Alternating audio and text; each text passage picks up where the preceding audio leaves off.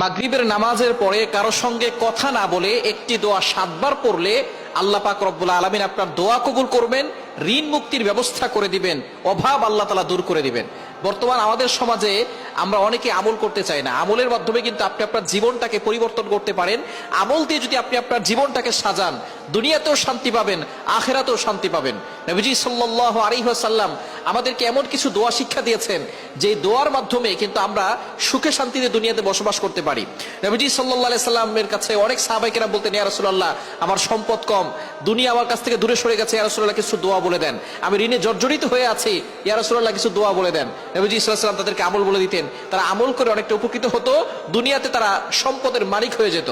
সুতরাং আপনি যদি অভাব দূর করতে চান এবং ঋণ থেকে মুক্তি পেতে চান, অনেকে ঋণের জ্বালায় জর্জরিত হয়ে গেছে, ঋণের বোঝায়, ঋণের টেনশনে তাদের চোখে ঘুম আসে না।